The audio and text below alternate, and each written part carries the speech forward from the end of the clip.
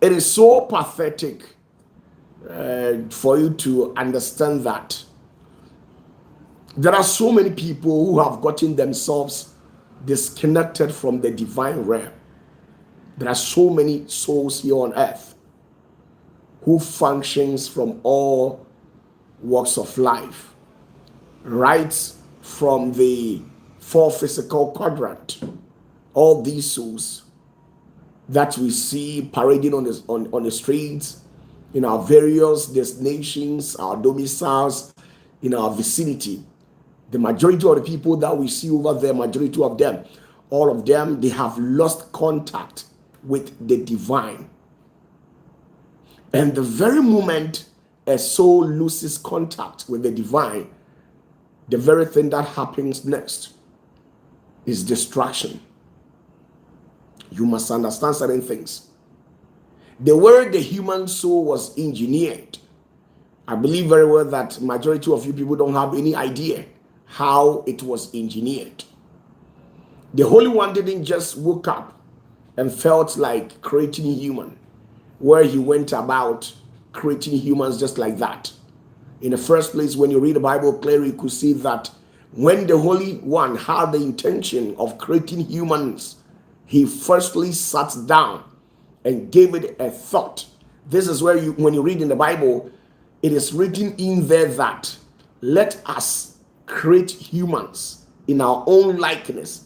The let us, the us, you should underline that particular word. The us over there should tell you that the Holy One alone didn't just create humans. He sat some beings, some luminous beings, some beings that possesses a higher divine intellect, and not any other being than the being of Jesus, and then the Holy Spirit. These were the three major celestial beings whom the Holy One sat down with and discussed issues with these two beings. And when they agreed to create humans in their own likeness and form, this is where they paid attention to details. There are certain qualities that we humans, we possess, that angels, even to the highest realm, the seraphims, the four living creatures, the ophanims, and those aralims, they don't even have these particular qualities.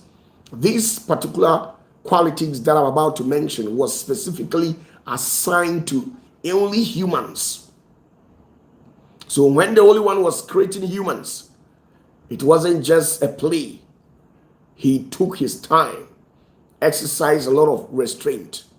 He went through processes, slept over it, countless of years, countless of days before he gave out the green light for humans to be created. And then when he created we humans, we were engineered in a way that we cannot abstain from the Holy One and function well. We were not created independent. Majority of these entities in the likes of the seraphims, the Hasmans, the Aralims, and all powerful angels, they were created as an independent body who functions in accordance to the rules of engagement given to them by the Holy One. But we humans, we were not created like that. We were created as a dependent soul. We depend on the Holy One to function here in the earthly realm. So once you decide to boycott the Holy One, you cannot function properly in this existential realm of humanity. And this is what you must be well thought and understood properly. We were not created as an independent soul.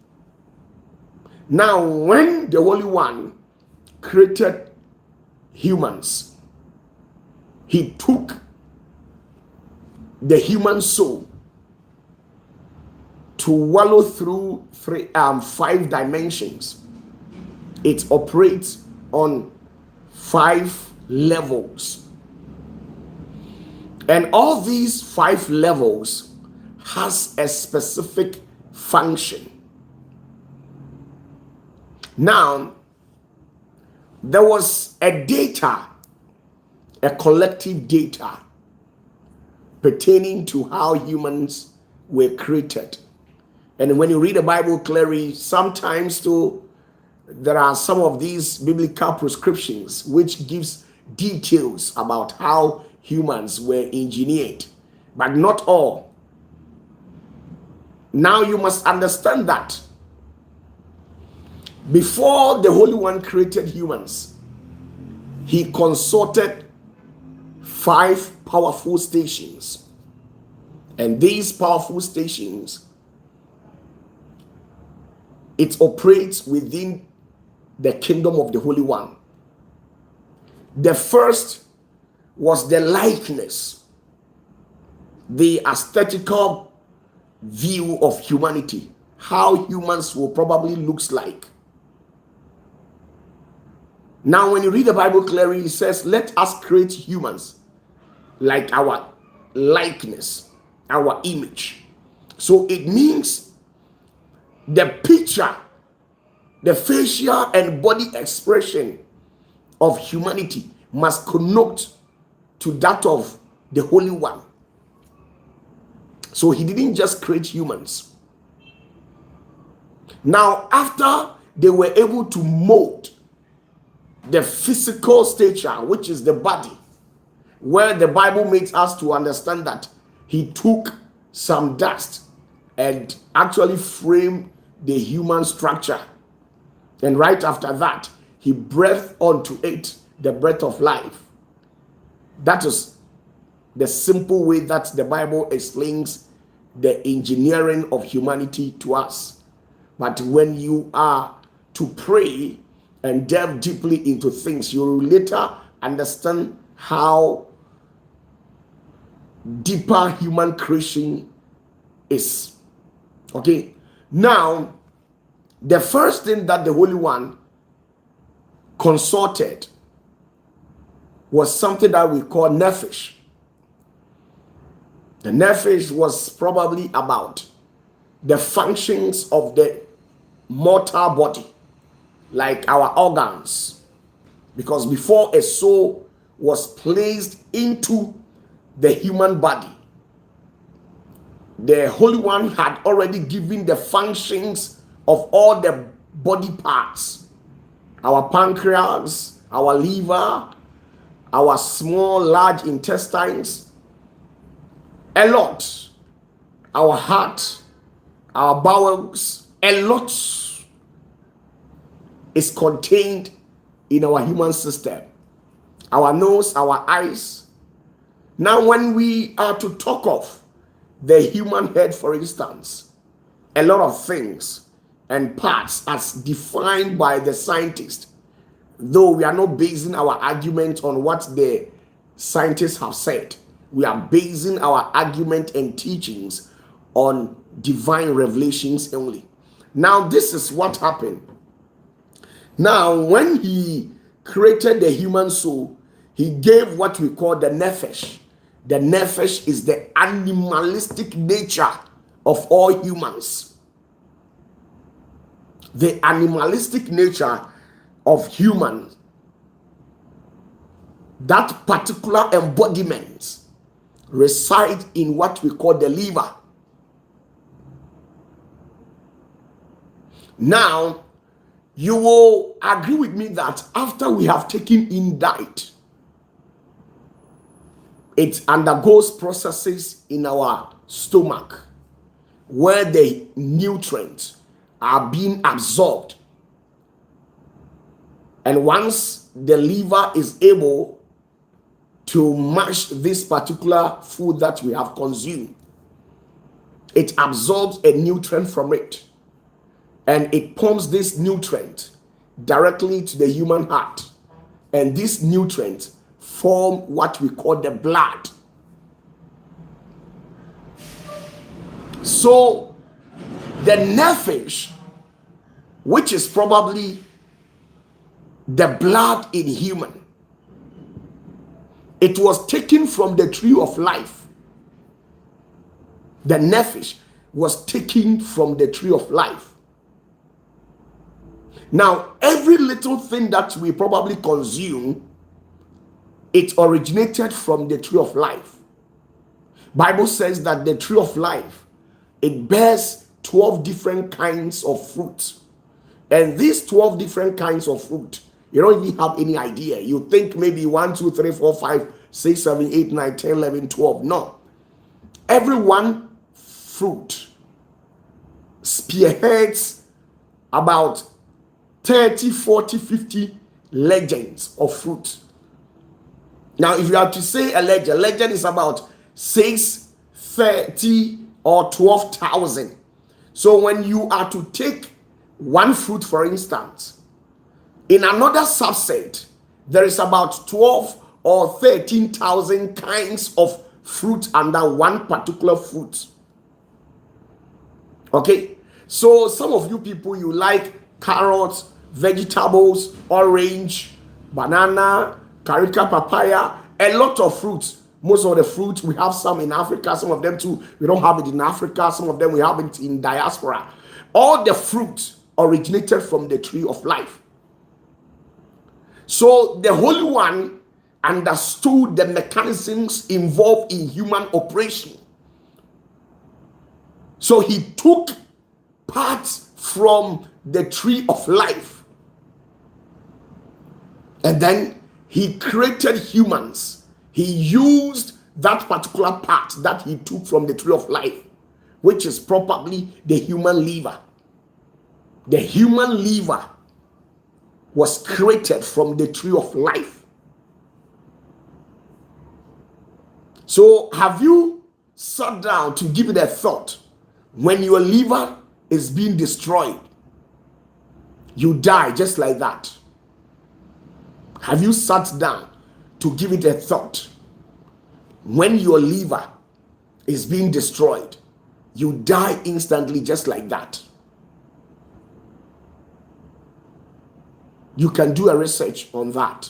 I know a lot of medical experts are watching me out there. But when your liver is being destroyed, there is no way you can survive. You kick the bucket. The reason being is that the only thing that keeps the functionality of the liver alive is the tree of life. That is why every food that you eat, the liver absorbs the nutrient, and then it converts it into blood, give it to the heart, and the heart pumps it out to all parts of the human body. And all the food stuff that we have, the cassava, the plantain, the cocoyam, every little thing originates from what we call the tree of life. So when he engineered the human body, in the first place, when he created the liver, he created the liver out of what we call the tree of life. The reason being is that he created the liver out of the tree of life so that day in and day out, the liver will be able to get connected to the tree of life by receiving and absorbing nutrients from the tree of life in the realms of the spirit. And by virtue of that, it will keep you alive. And the tree of life doesn't function just like that. Once your liver is being destroyed, you kick the bucket. There's nothing you can do. There's nothing any medical doctor can do. You definitely kick the bucket. That is exactly how the human system were engineered. So the nephesh level, which was taken from the tree of life, plays a significant role. It absorbs, it receives nutrients, which later converts it into blood, and then give it to the heart for the heart to pump it across all human parts. And this particular liver was created from the tree of life.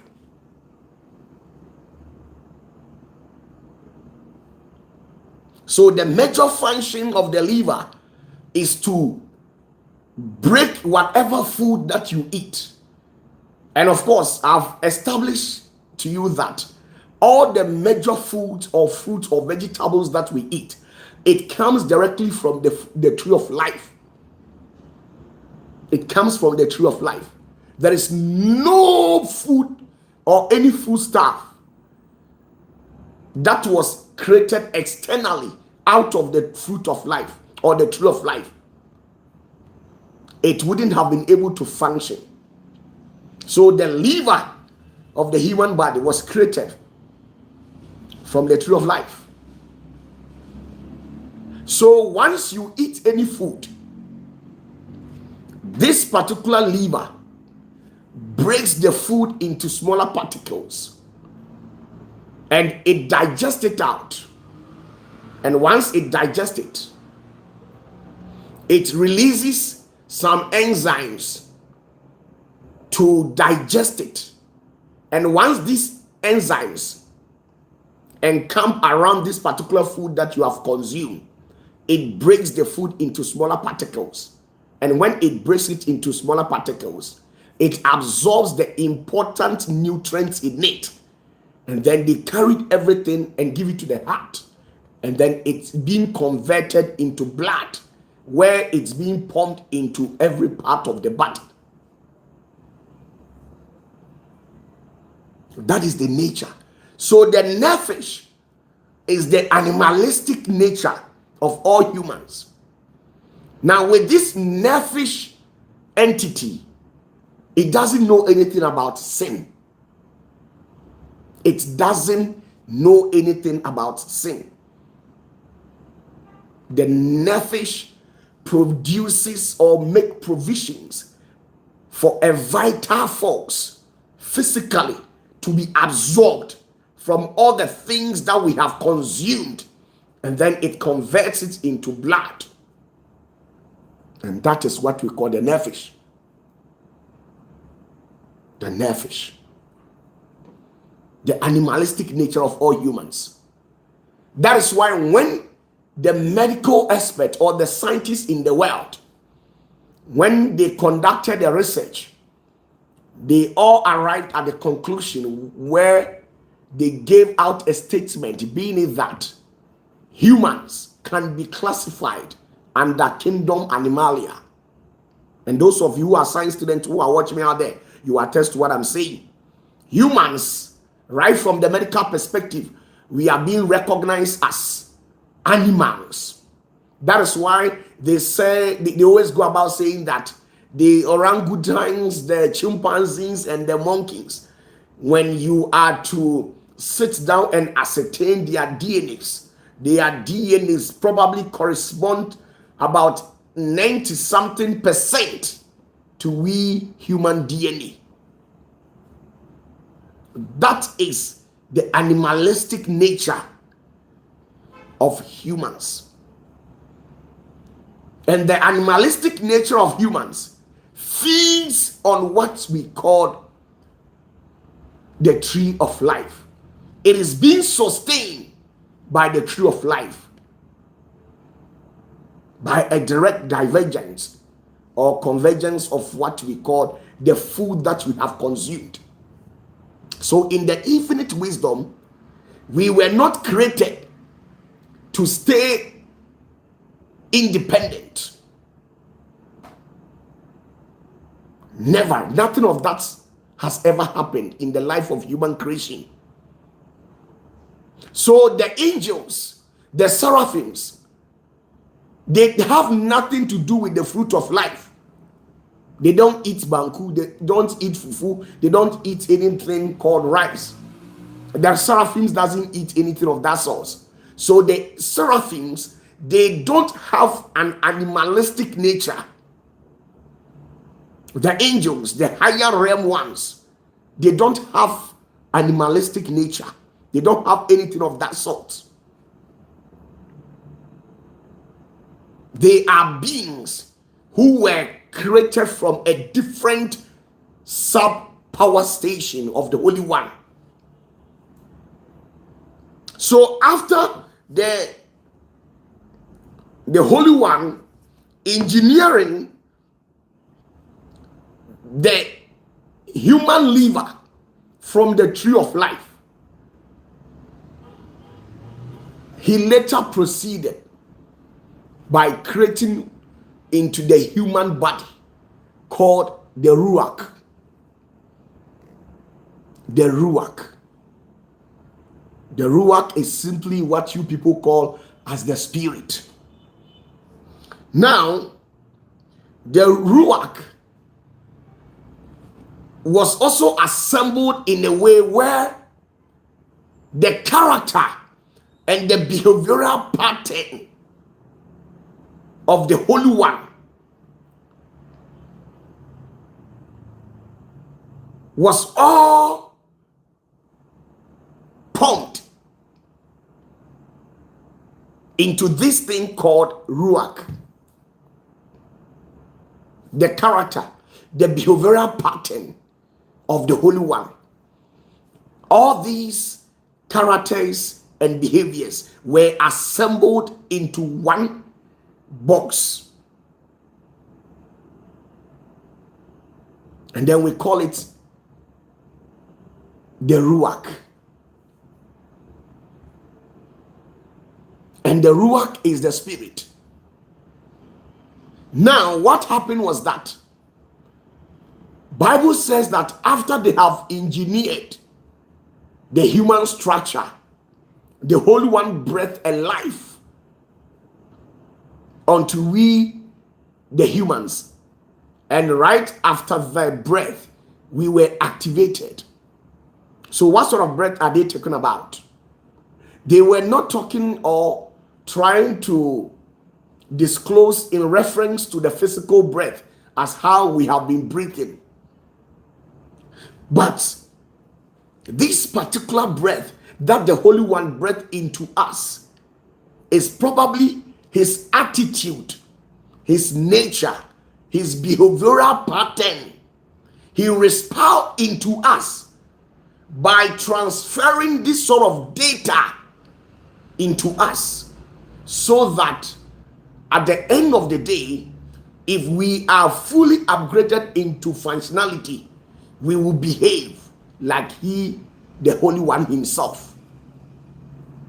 That is why he breathed the breath of life. So he realized that this particular breath, it must be embedded within the blood. This particular breath that the Holy One breathed into us, it must be embedded within the blood. So this breath of life that the Holy One gave to us is hidden in the human heart. That is why the Bible says that the human heart is full of deception.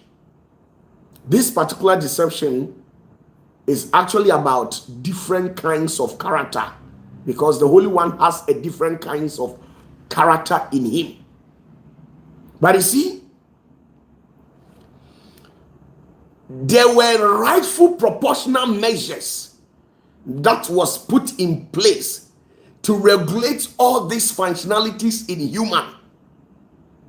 So when you decide to go independent from the Holy One by neglecting to seek his prospect, this is where you go astray. We were not born to operate as an independent candidate. We were born or created to be dependent, and that is our nature. So this particular thing called the Ruach actually bears the emotional nature of the Holy One. That is why at a point the Holy One gets angry, at a point he gets jealousy, at a point he laughs, at a point he becomes emotional about certain things. And all these things are being engineered right from the heart of the Holy One. So when he responds into us after we have received the breath of life, we also began behaving in that manner because we have received rightly from the Holy One. So in the infinite wisdom of the Holy One, he placed what we called free will, a mechanism in the thinking of human. He placed something called free will. So the free will probably sits in this thing called ruach, which is the spirit that he respoured into us. So the Holy One operates on the dials of what we call free will. Okay? The Holy One operates on the dials of what we call free will. That's why when you read the book of Isaiah, he says, I'm the one who created good and I'm the one who created evil. So sometimes people misinterpret that scripture by saying that God is evil, the Holy One is evil. He is not trying to refer to you that he is evil in that sense, but he's trying to tell you that once he has activated the notes of free will in human, he firstly had that note.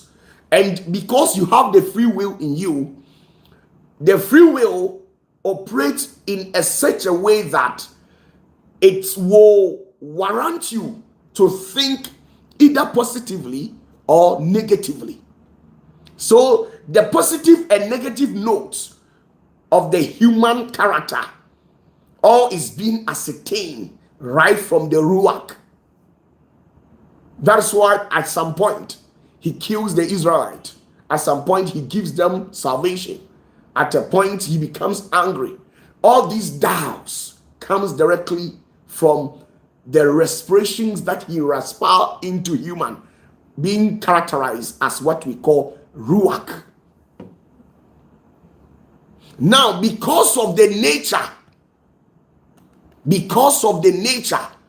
of how free will operates, humans, we cannot function on our own, or else we might be tempted to cross the limit.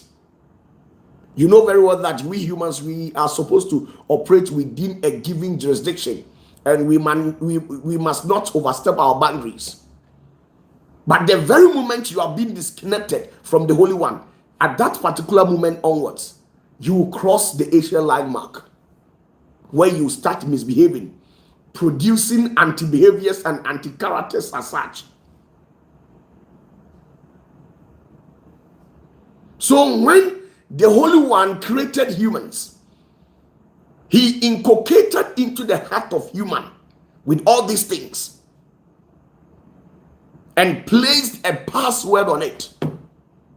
That is why he told Adam and Eve that don't touch this particular fruit, because the fruit that you are not supposed to touch is the key to unlock the limitations you have been placed within.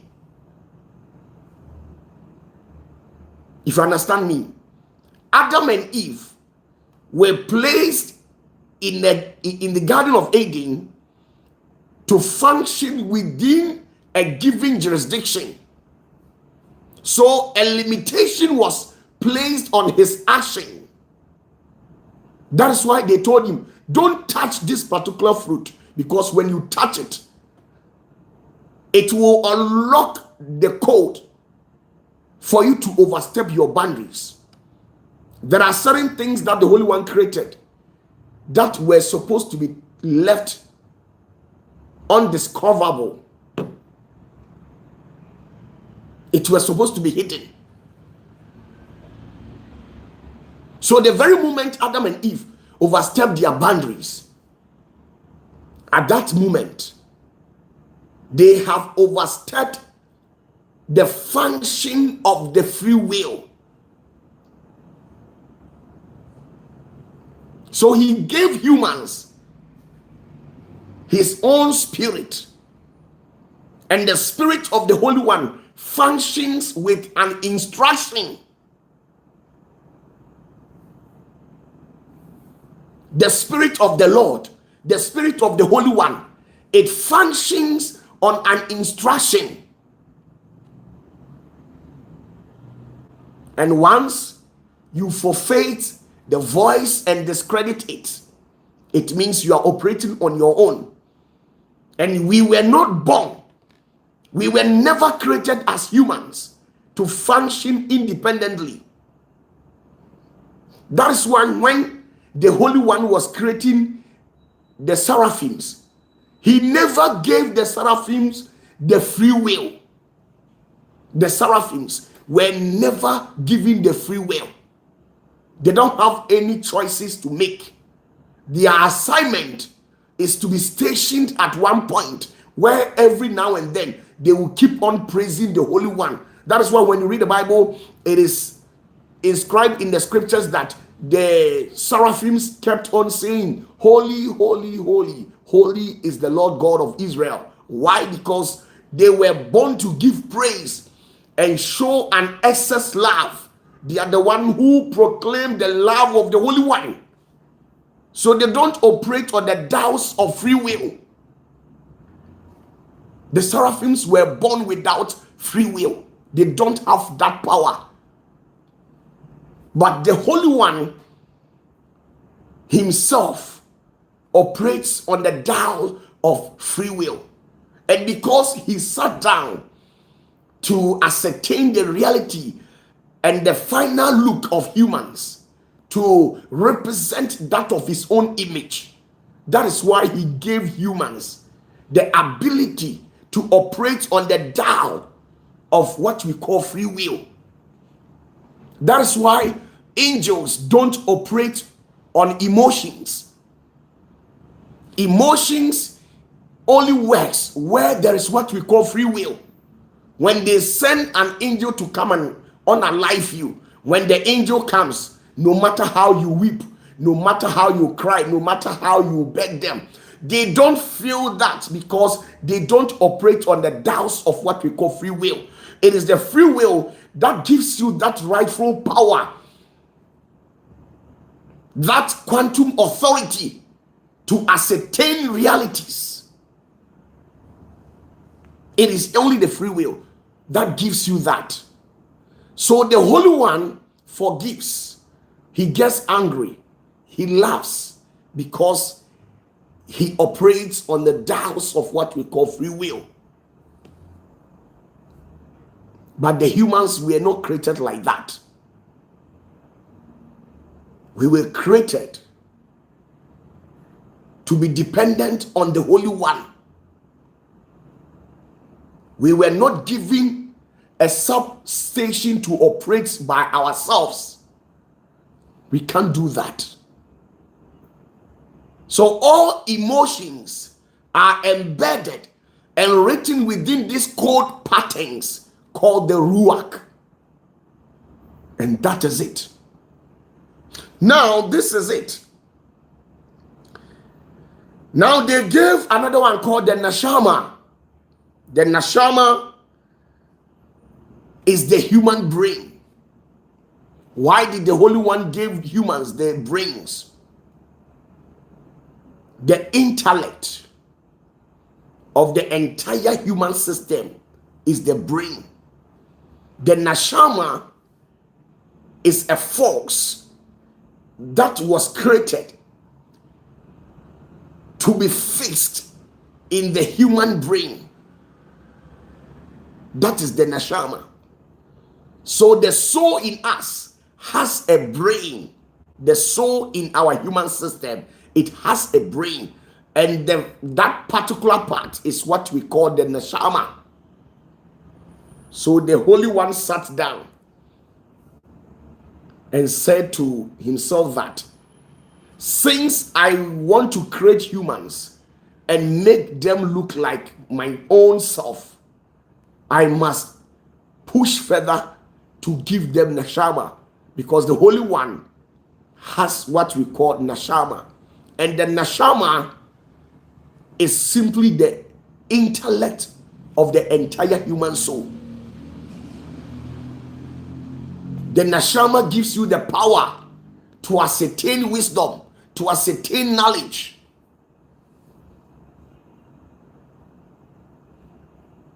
And that is it. So when you study, it doesn't go to the heart. When you study, it goes directly to the human brain. The cerebral capacity, it contains all forms of information. And that is the control panel of the entire human body.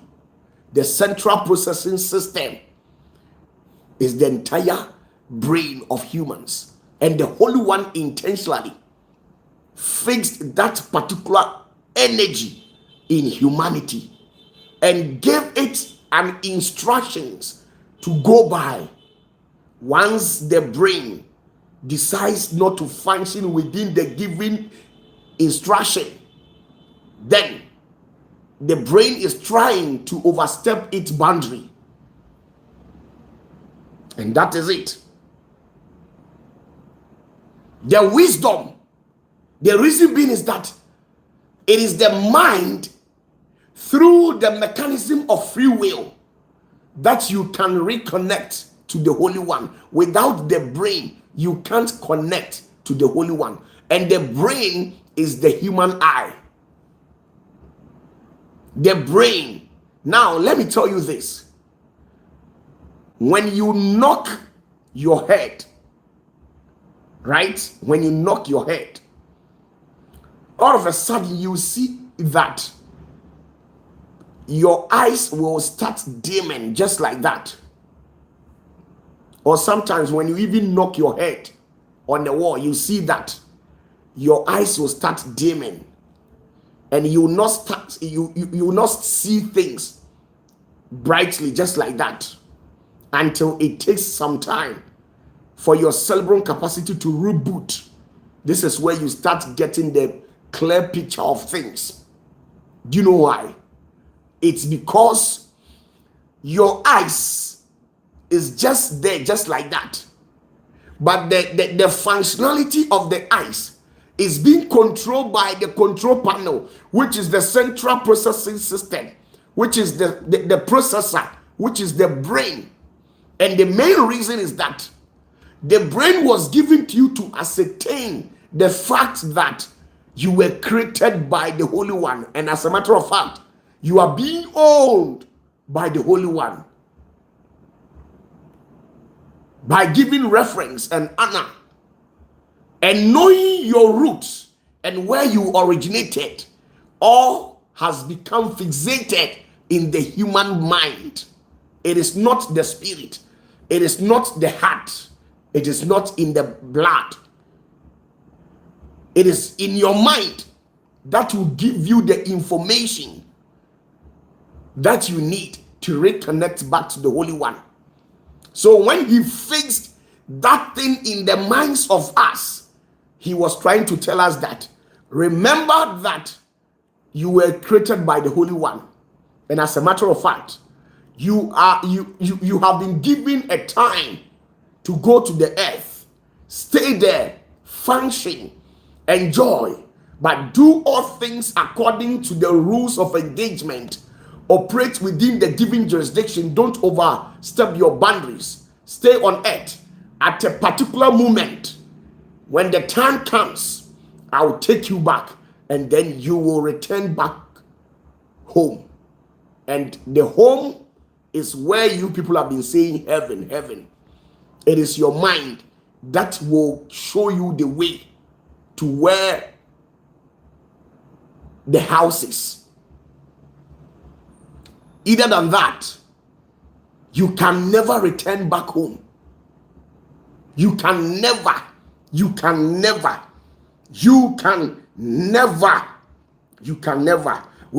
the neshama, you can't go back to heaven. You can't go back to the Father, the one who created you. And because of that, the neshama was created from the Holy Spirit. The neshama was created from the Holy Spirit. That is why Jesus says that I'm going, and when I go, I'll release the Holy Spirit.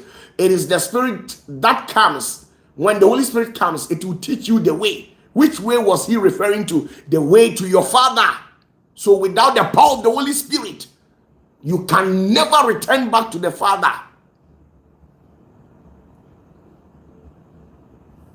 So Jesus says that if I do not ascend and go to the zenith of heavens, the promise will never come into fulfillment. And the promise was all about the Holy Spirit. So when the Holy Spirit comes, you gain illumination. The Holy Spirit will open the depth of your understanding for you to be able to ascertain that you are not going to live here on earth permanently. You are only journeying through life, and you are going back to your Father. And without the power of the Holy Spirit, you can never ascend back to your Father, because it has been ordained in the jurisdiction of the Holy Spirit to show you the way. And the Holy Spirit operates through what we call the neshama, which is the human brain. Without the brain, Holy Spirit doesn't work. So the Holy Spirit has been given to us to guide us, to give us the right source of information, to reconnect us back to our Father. Because it's like taking your child from here and giving your child, who literally falls within the age of maybe 1 year to 2 to 3 years. This particular child knows nothing. So let's say you give your child to somebody for the person to travel with the child, and then the person travels with your child to a very far land. Let's say you are in Ghana, and the person travels with your child to maybe America. And all these years, maybe they went there to spend about 30 years. When the child was leaving your quarters, the child was only 2 years. And then the child has gone to stay in the land of America for about 28 years. Do you think the child will be able to ascertain the fact that you are the parent? It can never happen. So what happens? The person who took the child there must make sure he keeps on reminding the child that I'm not your parent. Your parent is in Ghana. And if probably you must try to put a call across to the end of where this child is residing, so that on a weekly or daily basis, you try and check up on the child. And as the child grows, he knows that right from the onset, you have been speaking with it. And because of that, the child knows that you are the parent. So that is the connection between we humans and then and the Holy One. The soul has a brain, a central system, a central control panel, which always reminds us that we are not from this planet Earth. We only came here for a while to enjoy life. We will surely return back to the Father. We only came to this ethereal realm to experience what life has to offer. And right after that, we all shall return back home. And that is the reality. So without the power of the Holy Spirit, you don't care. You walk astray. Without the power of the Holy Spirit, you become diabolic. You become evil. You know you are not going to last here on earth. You yourself, you are aware of that. You are only going to spend about 70, 80, 90 years. Then you are no more in existence. But because you are without the power of the Holy Spirit, that is why you kill your fellow to amass an illicit wealth which will not last longer. Anything that we have is not permanent. You can build for yourself 10,000 houses, 50 million houses. Go to the best schools out there. Be awarded with the best and classical awards that has ever surfaced the planet Earth. Being given the Nobel Prize Award. I'm telling you that you leave everything behind. But without the power of the Holy Spirit, you will kill for money, you will destroy for money. No matter what we will tell you, you will not get it, because you see, the Holy Spirit has pulled out from your life, and because of that, you are not functioning within the given jurisdiction, the given instruction given to us by the Holy One. Now, after he took that part, which is the Holy Spirit, and formed the human brain, he placed in us something that we call the living soul. Now, this living soul is called the kaya. The kaya is what we call a collective life force. Now, this collective life force is what we call the transformer. He placed within the human soul called a transformer. And this transformer, it stores power and distributes it later. So when you go to every society, there is a transformer over there. And this particular transformer is the word of God. He placed within us the word of God. So you yourself, you know that there is a God somewhere. There is an Elohim. There is a higher being somewhere. You are aware. And your ability to recognize that there is a being somewhere shows that the transformer has stored some information which will remember you every now and then. And the transformer gives you that authority to access anything that pertains to the Holy One. Now, in our earthly realm, for you to be able to access power so that the house that you have built will become enjoyable. Listen to me clearly. For you to be able to access power so that the house that you have built will become enjoyable, so that the electronical gadgets that you have in your house, the microwave, the blender, the water heater, the lights, the beautiful monuments that you have in your house, which requires electricity or power before they can operate. I'm telling you that without the transformer, nothing. You cannot use the electronical gadgets in your house. So without the transformer is the water of life. The transformer is the water of life. That's why Jesus says that he has a water there, that when he gives that particular water to the woman is never going to feel thirsty again.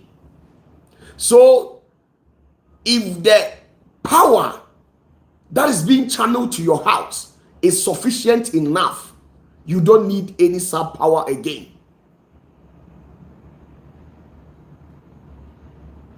So the water of life, the fountain of life,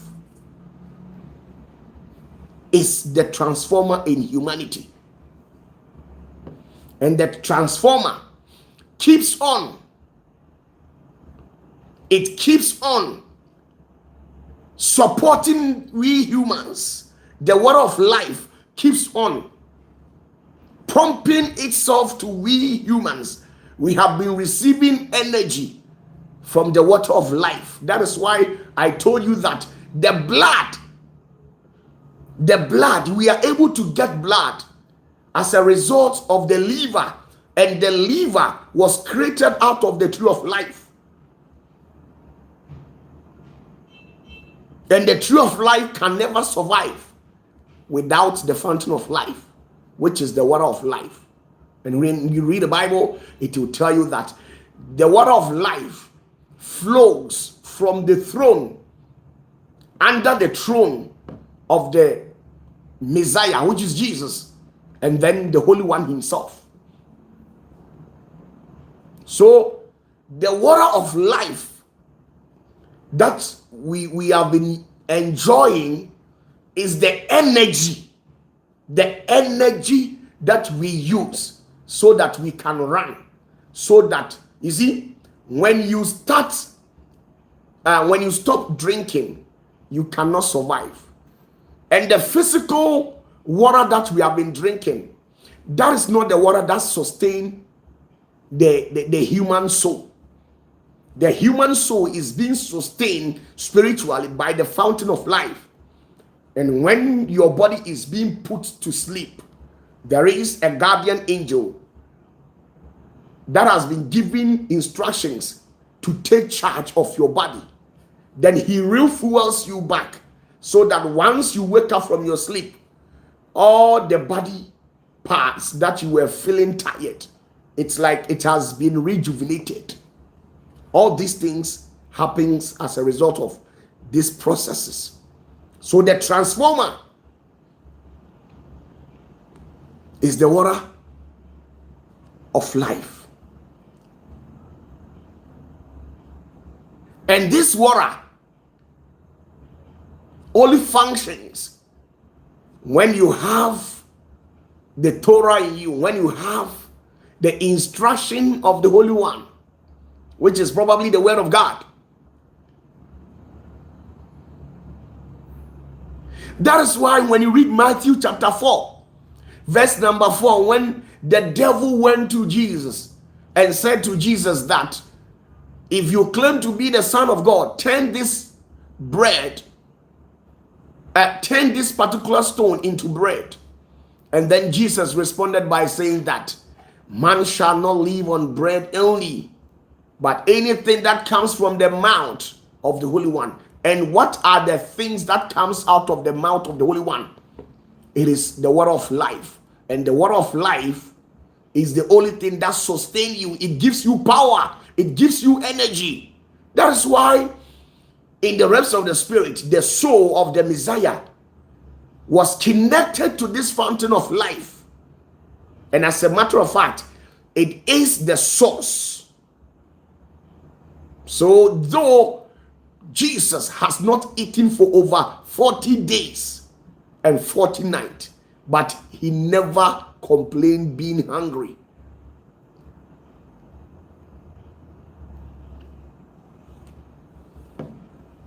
Let me tell you the truth. The Holy One never woke up and felt like creating human just like that. A lot of works were done in bringing humans to reality. A lot of things went on before he brought humans to reality. So you can never function alone. Now, after the Holy One has created all these body parts, then he said that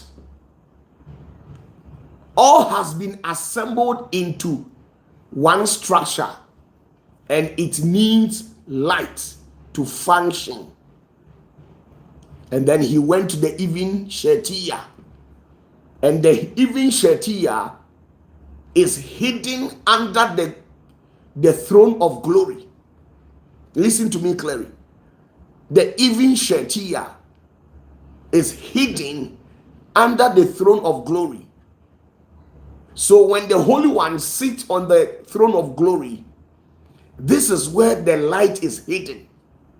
And the light encircles the throne, and it gives out a clear illumination, a light so powerful to an extent where it defines the glory of the Holy One. And the even Shetia the evening light, the Ohaganus, is the Jesus Christ, the ever powerful being.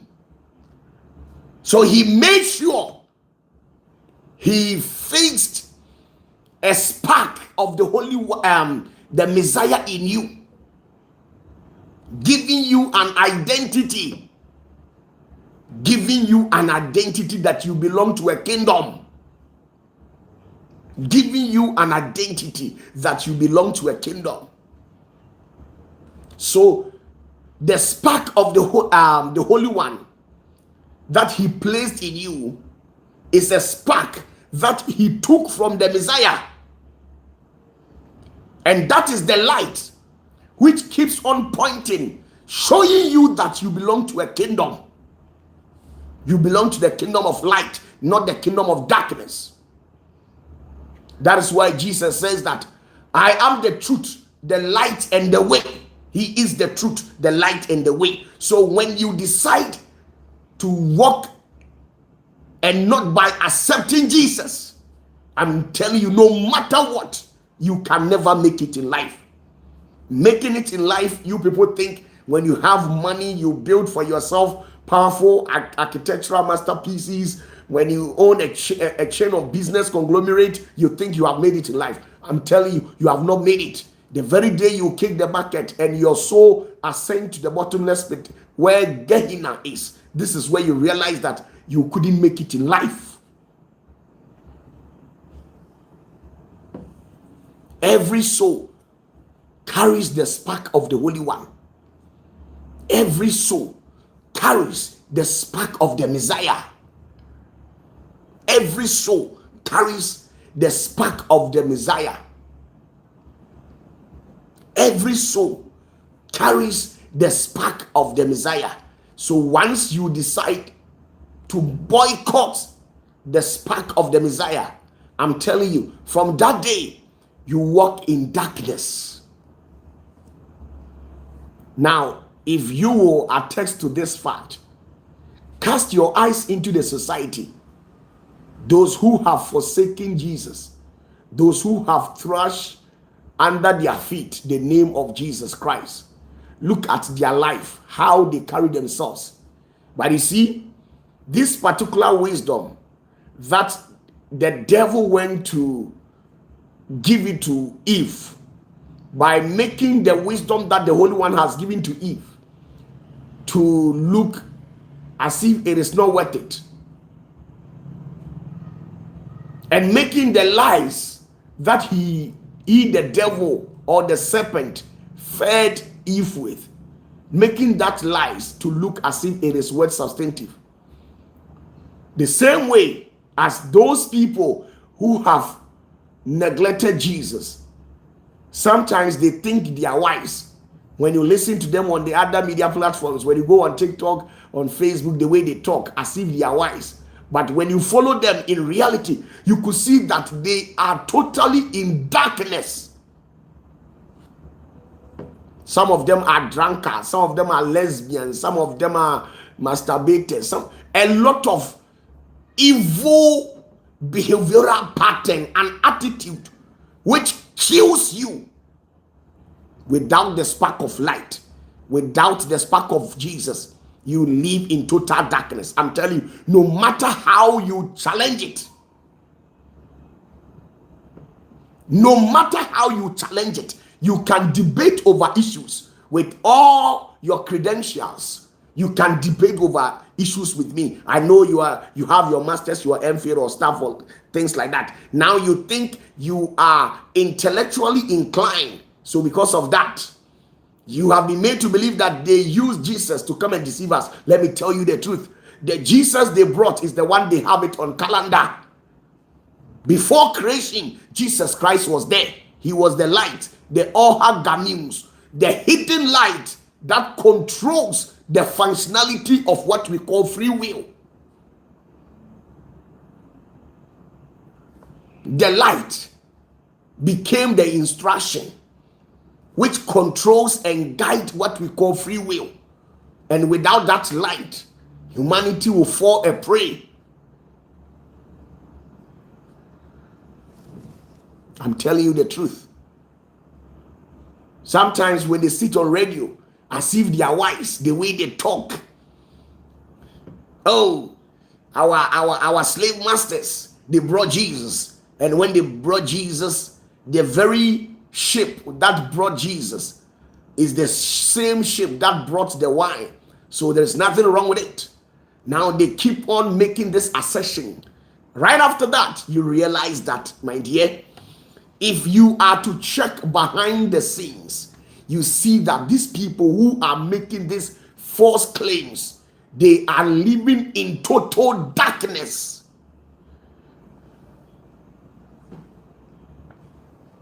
They have cultivated a habit that is killing them because they don't have the light. And once you don't have the light, you begin to malfunction in life. You don't have the light. That is why you sit in darkness and orchestrate a satanic event against your fellow brother. That is why you sabotage your fellow, because there is no light. So the thinking faculty is beginning to malfunction.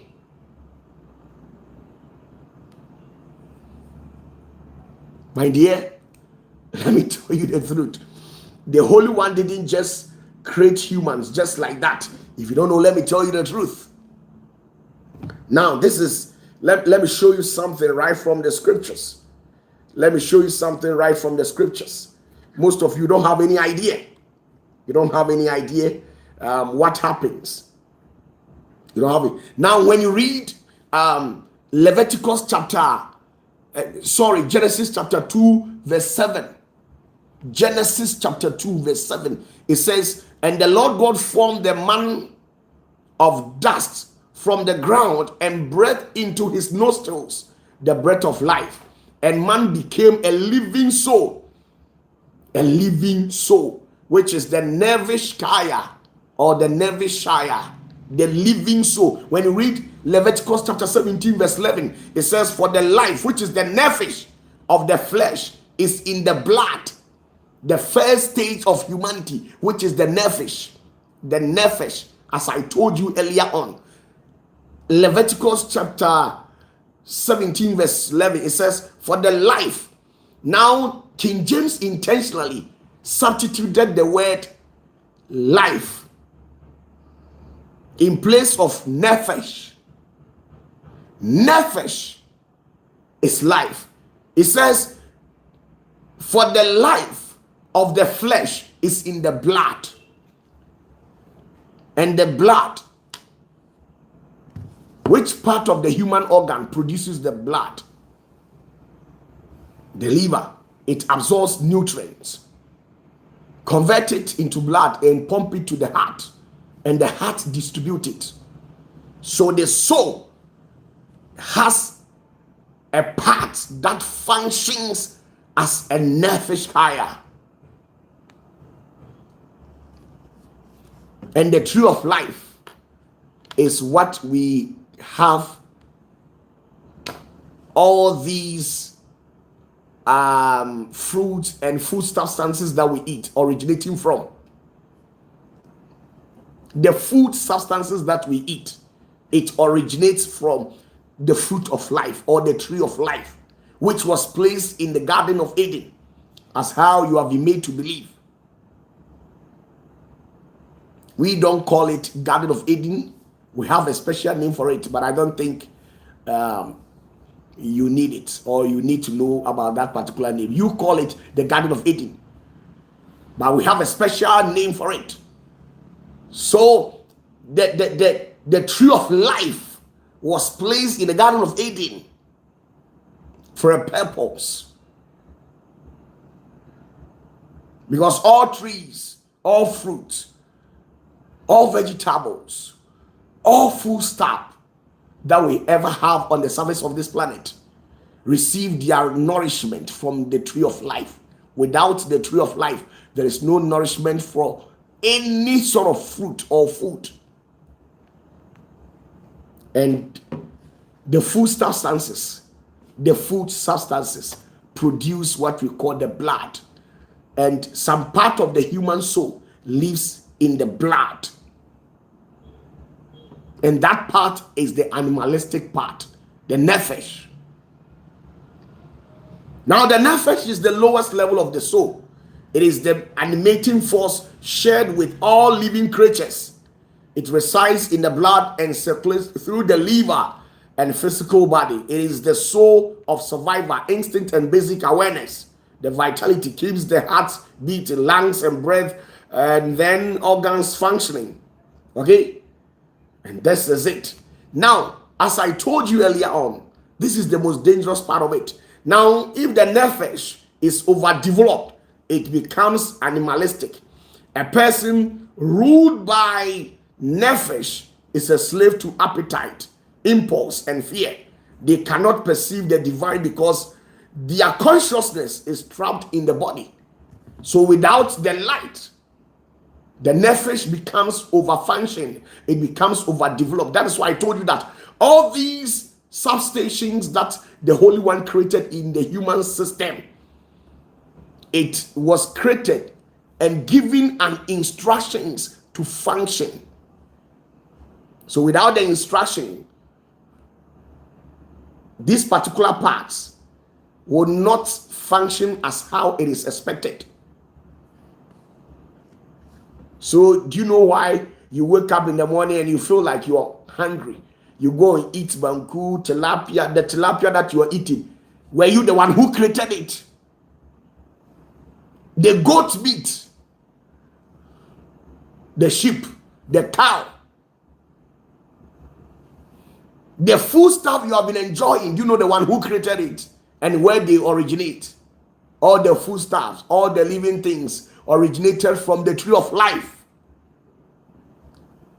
And the tree of life, what represents the tree of life in human body is the liver. When your liver is being destroyed, your tree of life is being destroyed. You cannot survive.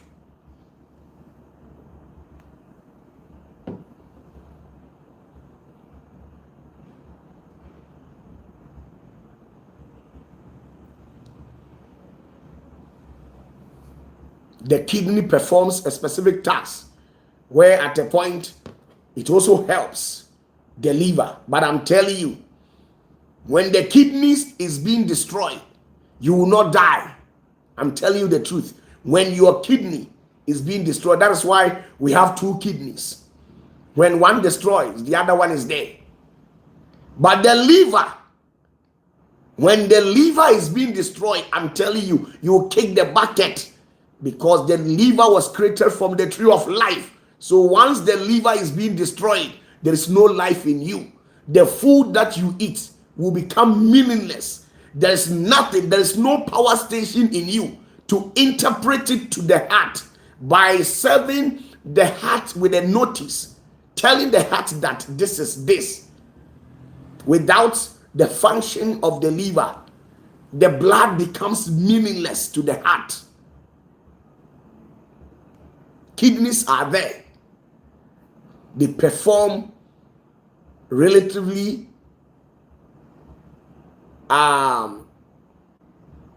functional realities like how these liver operates. But the liver was never created from the tree of life. Sorry, the kidney was never created from the tree of life, apart from the liver. So when your liver is being destroyed, when it starts malfunctioning, then you must understand that you kick the bucket. But when your kidney is being destroyed today, because of technology, they can put you on dialysis for you to survive for some time. But I'm telling you, if they take off your liver, there's nothing that can sustain you. And that is the truth. Do your research yourself. So the liver was taken from the tree of life, and it plays a major role in the mechanism of human operation.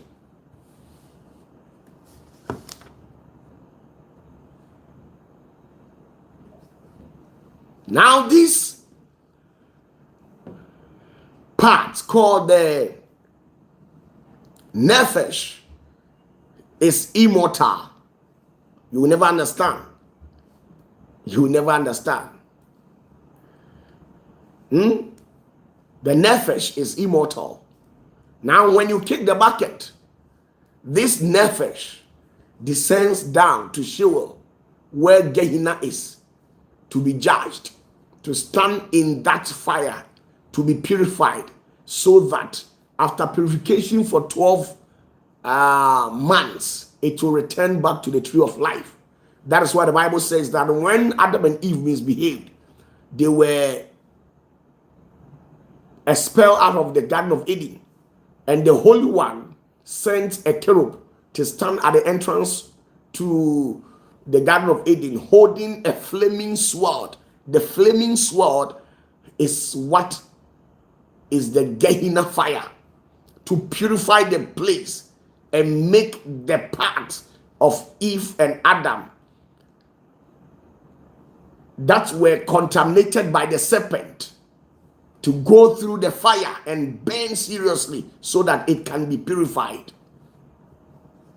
So you must understand that. And the substation which represents this nefesh is your liver.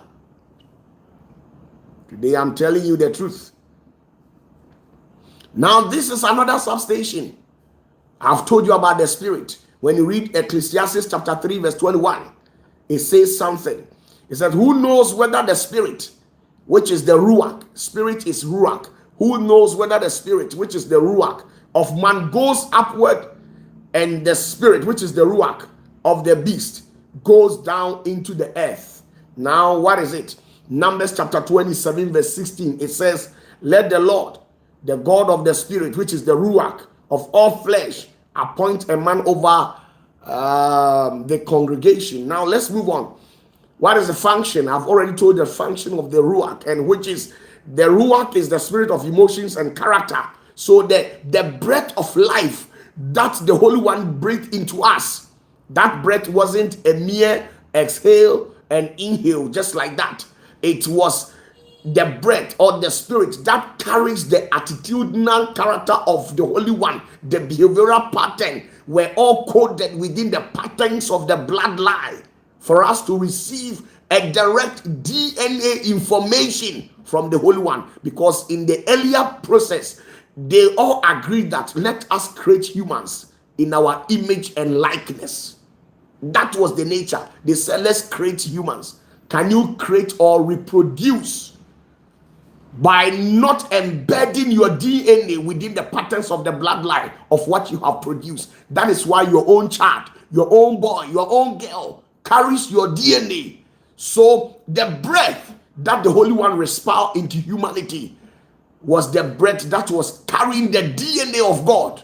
That is why we are emotional, we get angry. The Holy One also gets angry. And this particular ruach operates on a given jurisdiction. That is what we call the free will. It must be guided. So if you abstain yourself from the light, I'm telling you that you can't survive. You become evil, diabolic, and corrupt in the system.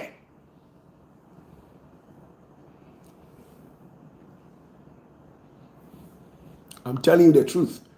If you like me, fine. If you don't like me, I'm only telling you the truth. I'm only telling you the truth. The ruach in this context, it was never a mere exhale and inhale. It was probably talking about a character, a behavioral pattern, which is found within the DNA of the Holy One. A behavioral pattern is coded, and information is coded within the DNA of the Holy One. So when he gave us the breath of life by respiring into us, what we received was a DNA instruction, instructing us to behave like the Holy One. The God DNA is within us. You think God created humans for no reason. He has a purpose. He has a purpose. So love, fear, awe, compassion, anger, jealousy all emanate from the ruach, which is the spirit that we have received from the Holy One, but it operates on the dials of what we call free will, and free will must be controlled. And it is only the Holy One that can control free will, because he knows exactly what he used in creating free will. The mechanism involved in the operation of free will, it is only the Holy One. So once you don't have the Holy One, I'm telling you, you begin to malfunction. Now, this is the danger part of the breath that was respired into us. It says, if the ruach is unbalanced, it becomes rage or despair. A person ruled by ruach is a storm. They are passionate but unstable, capable of great love and great cruelty. The ruach must be tempered by neshima, which is wisdom, to achieve balance. And this is the ability to ascertain realities. My brother, I'm telling you, you can debate. I know you are well educated. You have your masters and MPhil and PhD. Maybe some of you people, you are professors, but we are not talking about what you have acquired. We are talking about things from the divine realm in a rightful proportional order. If you are a professor and you don't have Christ, you can never be good. You can never teach anything better. I'm telling you, the only thing you teach is material things and worldly things. That is it. Because the Christ DNA in you has died down. The spark of the Holy One has died down in you. And what else? The only plant that will sprout out of you is the plant of evilness. That is why you see so many professors in school. They think they have attained a higher level of education. They have run to affiliate themselves to occultic society. There was a time that somebody was actually telling me a story, and when I heard the story, I was shocked. He said she knows a medical expert who has once fed on human flesh before. This lady, I know maybe she's watching us. She said she knows a medical doctor who has once fed on human flesh before, an aborted baby before, and she was shocked. And because of that, she couldn't go closer to this medical doctor. What exactly are you feeding on human flesh for? You are doing this as a result of you not having the spark of Jesus in you. Because if you have the spark of Jesus in you, there is no need for you to feed on human flesh. If you have the spark of Jesus in you, that is why they went on a meeting and brought about these so and so 19. I don't want to make mention because they will take down the video. But if I say so and so 19, the injection, I believe you people know it. They intentionally brought that particular thing so that they will give people injection to alter the DNA of God in us. Have you realized that ever since we received that particular vaccination, majority of the people have not bounced back to normality again? They behave abnormal. Do you know why? Majority of the God DNA in them has been altered.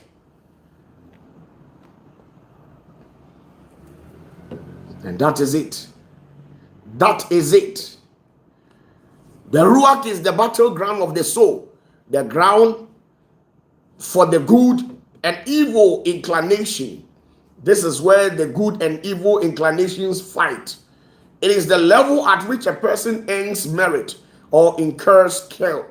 At that, the Ruach ascends to the garden, which is being, when your soul is being purified, and when it's not being purified, it wanders about or descends down to what we call the Gehenna to receive purification.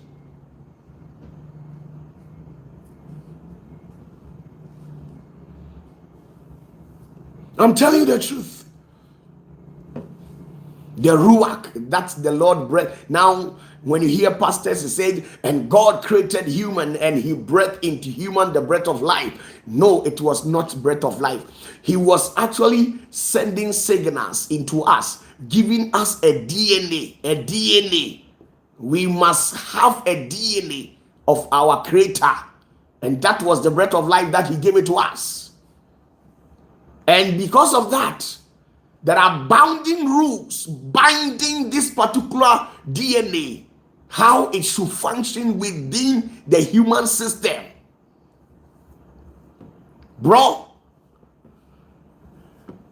you can never function right without Jesus. You can never function right.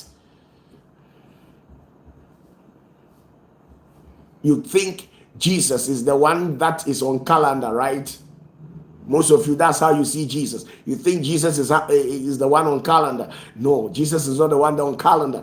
Jesus goes beyond what you people know. He is the Ohaga news, the hidden light. If you don't know, let me tell you the truth. The level one, which is the Neshama, as I told you, the Neshama. Now, when you read Genesis chapter 2, verse 7, it says, and he breathed into his nostrils the breath of life. This is the Nashmat Shaim. Now, Proverbs 20, verse 27 says, the spirit, which is the Neshama of man, is the lamp of the Lord, searching all his innermost parts, which is the light. Now, what is the function? The Neshama is the intellectual soul that resides in the brain. I've already told you the brain. And the brain, they took the brain from the Holy Spirit. The Holy Spirit. The brain as you see it, as how the scientists have labeled it. The cerebral capacitor, your medulla oblongata, whatever. These are mere instructions or details given by the scientists. But you see, in reality, in the divine realm, the brain was carved from the Holy Spirit. The brain of humanity was carved from within the Holy Spirit. Let me show you this. Now, the Neshama is the intellectual soul. It resides in the brain and in the spiritual heart. Now, it is the force of understanding, wisdom, intuition, and connection to God. It is a part of the soul that knows the Holy One. It is not your heart that knows the Holy One. It is your brain. And the reason why you know the Holy One is because you are connected to the Holy Spirit. Once you decide to quench the flame of the Holy Spirit, there is no way you can know the Holy One. That's why so many of you people, the teachings that were given to you in your Sunday schools era, it has killed the light of the Holy Spirit. That is why you are very far. You are very far from the Holy One. You don't dream. When you dream, you don't understand. You don't see angels, nothing. The only thing you see is animals are running after you, demons you are eating, somebody is fighting with you in a dream, somebody is giving you an injection, all these things. It tells you that you are disconnected from the Holy Spirit. And that is the Neshama. Bro, don't deceive yourself. I'm telling you the truth.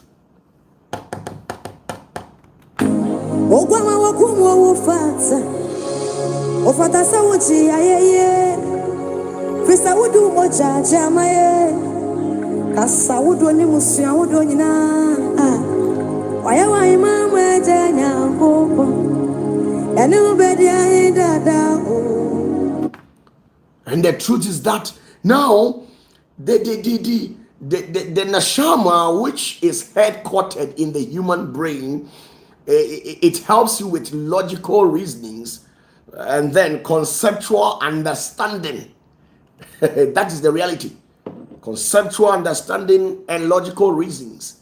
We find it here in the brain. And the brain was carved out of the Holy Spirit. That is why Jesus says that when he ascends, he will send the Holy Spirit to us. And the Holy Spirit is going to teach us the truth.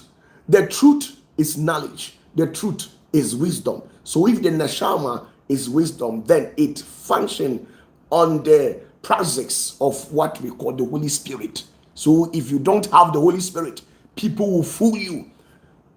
Don't you think that all these people who are seated under the sound of this false prophet, giving them concocted object, battering some of them, bullying some of them, cheating them, doing all sort of atrocious things to those people, don't you think the link between them and the Holy Spirit has cut off? It has been cut off. So they can't decipher. No conceptual understanding, no logical reasoning, because you go to a church and the pastor will use cane to beat the hell out of you. Still next week Sunday, you still back and go to the same church. You know your pastor is a criminal. He has been staging miracles with people, giving false testimony. When you go to Nigeria, Ghana, some parts of the world, it is there. Yet still you are seated under the sound of this pastor. Do you know why? Your neshama has been cut off. There is no power of the Holy Spirit in you. You are a pastor, you stand on the pulpit, you preach about Christ. How can you testify on the behalf of Jesus Christ when you don't have the measure of the Holy Spirit? How do you tend to testify? It's like going for a lawyer to stand in on your behalf in a competent court of law, and this said lawyer doesn't know anything about the law. How would this lawyer be able to testify on your behalf? It doesn't work like that. It doesn't work like that. If you are a pastor and you claim you have the measure of the Holy Spirit, you will not be hard-hearted towards your fellow human. You will never plot evil against your fellow human. You will never do that, because you carry the Holy Spirit in you. The Holy One is never evil. He is never evil. He only tells you the truth and the rightful way of how things are being done. That's exactly how the Holy One operates. You are a pastor and you are jealous of the progress of your own church members, of your own fellow pastors in the same ministry with you. You are a pastor and you see you destroy for no reason, just like that. You are a pastor and you misbehave. You don't have the measure of the Holy Spirit in you. I'm telling you the truth. Check the source of the Spirit you are operating with. The neshama tells you, compels you to know the truth. And there is nothing, or there is no truth other than knowing the Holy One.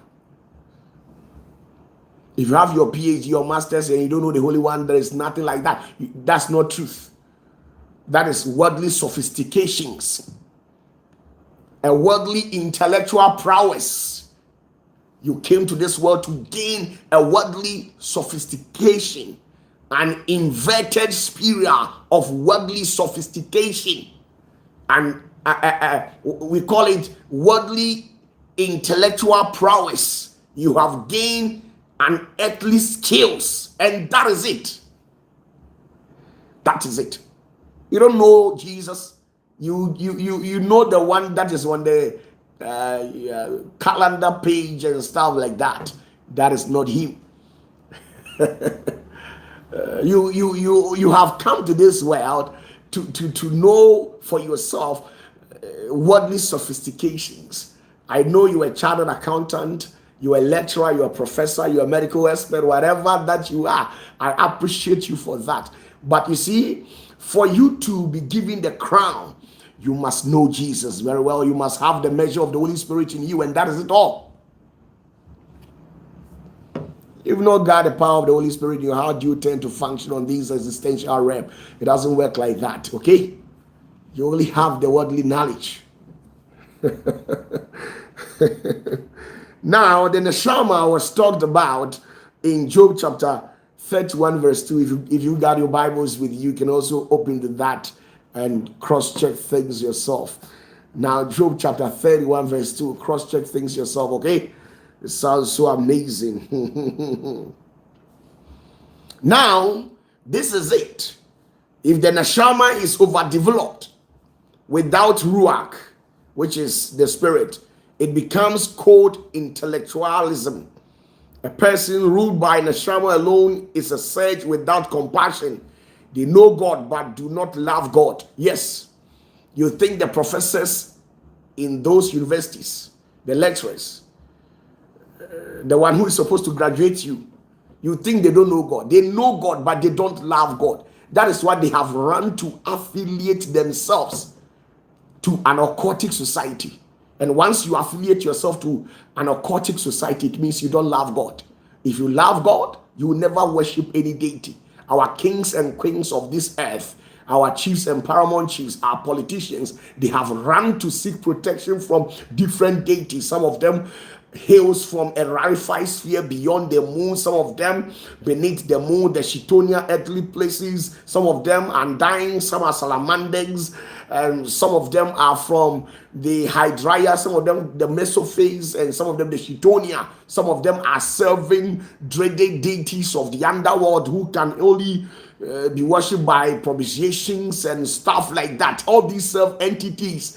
When you serve any of them, you don't love God. You know that God is real. That is why these fetish priests and priestess, the Zangomas and the witch doctors, they know God exists. Even in their state of pouring libation, they call unto the Holy One by showing reference. They know within their soul that there is a bigger one ahead of them, an uncomparable one, the primus inter pares of all spirit, the king of and the master of the universe. They know Jesus is there.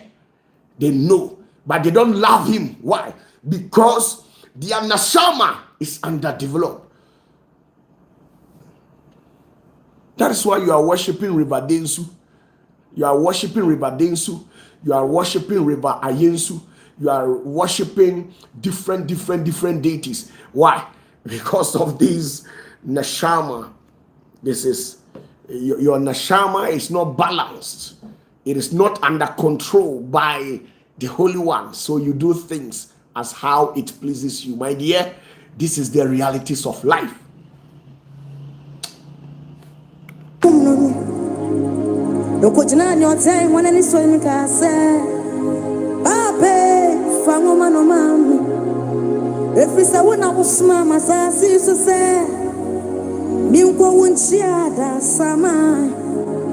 Now, the fourth level of the soul is what we call the Shire, which is the living soul. And how does this operate? Now, let's see something in Ezekiel chapter 1, verse 5 to 14. Now, it says, in the midst of it, the likeness of the four living creatures, which is the Shiot. Now, Psalm 42, verse 2, it says, my soul, which is the Nephesh, thirst for God, for living God, which is the El Shayim.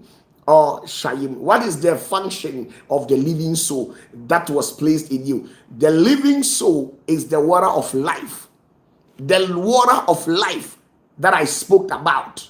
The living soul is the water of life. And what is its function? Now, this is it. The Shire is the living soul, the level of vital life force that transcends individual soul. It is the super soul that connects all human beings. It resides in the aura, the energy field that surrounds the body and connects it to the cosmos. Now, this particular water or this particular soul is the living soul, and which is the water that comes from the throne. And this is the water. Let's see something. Let me show you something. Let me show you something from the book of the book of Matthew. Let's see something from Matthew chapter 6 verse 22. Or let's see Revelation. No, let's see Revelation chapter 22. Sorry, Revelation chapter 22 verse 1. Now, Revelation chapter 22 verse 1, it says, and he shewed me a pure river of water of life, clear as crystal, proceeding out of the throne of God and of the Lamb. You see, this particular water is the water of life that Jesus spoke about when he literally met the woman at where the well was dug. Okay? This was the living water that he was talking about. So the Holy One connected you by creating a portion in you where the holy water is in you. And all the water in the world came from this particular holy water. The river Aframu Densu, the river Aframu, the Densu, the Ofin River, the Tano River, the Bia, the river Ankobra, the Ofin, all the river bodies that you ever know, Lake Victoria, Lake Bosomche, the sea, the ocean, all came from this particular water, which is the living water. The day this living water dies off, automatically there is no connection. All the river bodies that you have ever seen or grew to see or experience, all will dry up. So the Holy One intentionally took part of this holy water and placed it in you. That is why you are supposed to refill it. He gave you that merit, that opportunity to refill the parts where the living water plays a significant role in the mechanisms of your function. So you drink pure water. Where did you get the pure water? Some of the bottled water is like, I don't want to make mention of any bottled water's name, but all the bottled waters that you know, all these bottled water that you know, some of them, they dug the ground and then took the water from the well. It went through processings. Now they bottle it and they are selling it out to you. Where did they get the water? From the bottomless, which means it was the living water that dropped that substitute there for them to pick it. The water molecules from all works converge at a particular place, and then they took it out, took it through processes. Now you go out there, you say, oh, give me this, give me that, give me this, give me that. The water that you drink to quench your thirst, it's because the water of life is in you. So you need water. You need water. So you see, the most powerful thing in the kingdom of the Holy One, all of these particular things has been integrated into you. You have it in you, because what plays a vital role in the kingdom of the Holy One is the even shetia, which your flesh was made out of, the living tree, which your liver was made out of, the living water,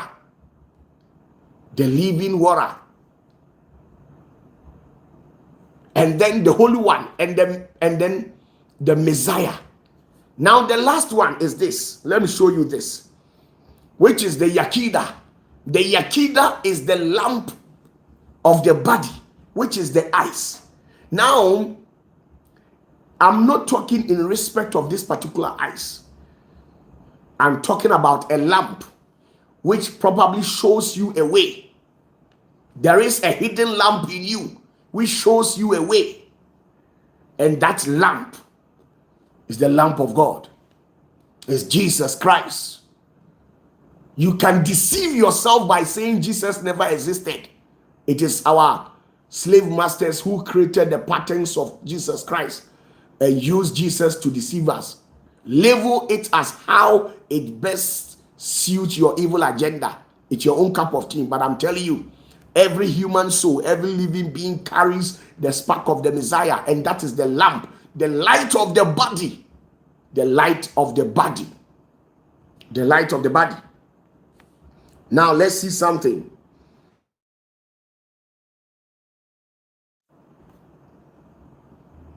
John chapter 8 verse 12. I want to close this section. Okay, John chapter 8. John chapter 8 verse 12. John chapter 8 verse 12. Now John chapter 8 verse 12 says, then spake Jesus again unto them, saying, I am the light of the world. He that followed me shall not walk in darkness, but shall have the light of life. Jesus is the light of the world. No matter whatever you see, you can affiliate yourself to whatever religion that you believe in it. But the very moment you renounce Christ, you are living in total darkness. That is why some other religion goes about propagating violence, inciting violence. If they this, kill this, destroy this. Why? Because the light is not there. They are forcing to create a false light. But since this is not the original light, everything will go out to show clearly that this is not the original light. You see occultic men killing people, sacrificing souls, orchestrating a cataclysmic event on highways. Majority of the accidents that you have been having, all these accidents were some of them are orchestrated by the children of darkness. I don't see where in the Bible where Jesus killed anybody. So why should I also kill anybody? The only people that Jesus destroyed are the wicked ones. People who doesn't want us to live a free life, who doesn't want us to enjoy life, the life that the Holy One has given to us. These are the ones that Jesus destroyed, because Jesus hates what we call darkness and evilness. And that is the sole truth.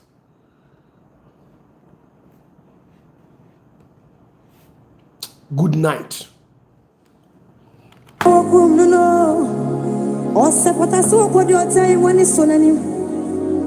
No watching woman free inside.